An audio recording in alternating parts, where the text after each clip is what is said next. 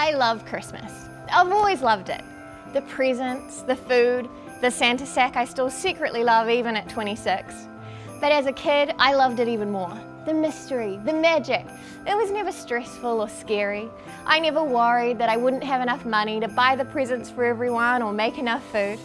I never stressed about the finances or the transport arrangements because I was a kid and I got to leave all of that in the arms of my parents and just enjoy the day, the gifts and the food.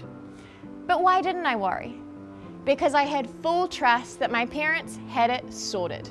So much trust, in fact, that I didn't even think to ask them for the Christmas Day rundown or plan. It didn't even enter my mind to stress about those details. And because of that, I was able to be purely consumed with enjoyment and focused on the gift of the day, the world right in front of me. Do you know how often God calls himself our Heavenly Father and not only tells us we're his children, but also encourages us to become even more childlike?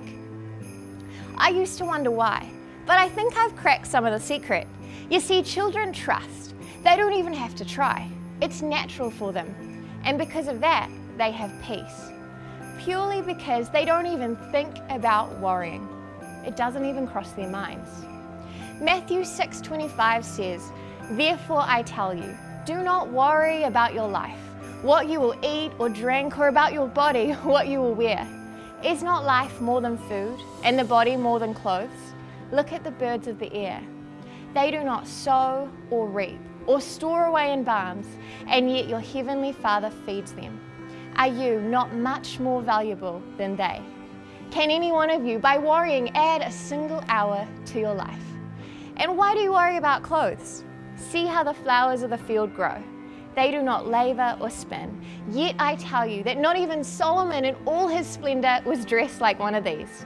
If that is how God clothes the grass of the field, which is here today and tomorrow is thrown into the fire, will he not much more clothe you, you of little faith? So don't worry, saying, what shall we eat, or what shall we drink, or what shall we wear?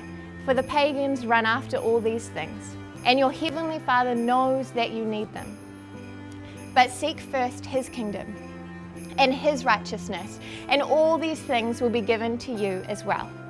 Therefore, do not worry about tomorrow, for tomorrow will worry about itself.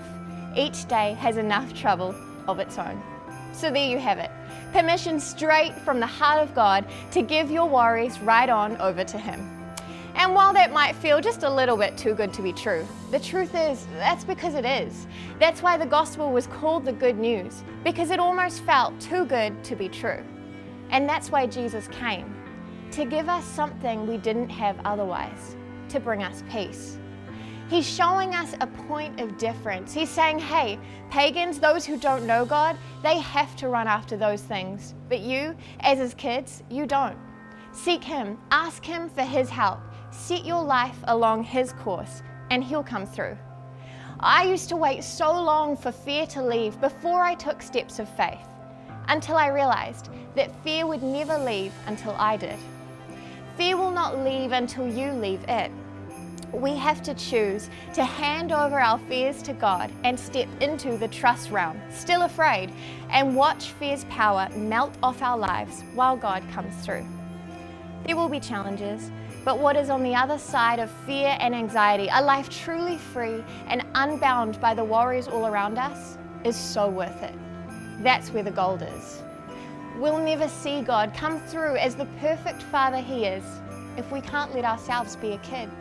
And not just any kid, his kid.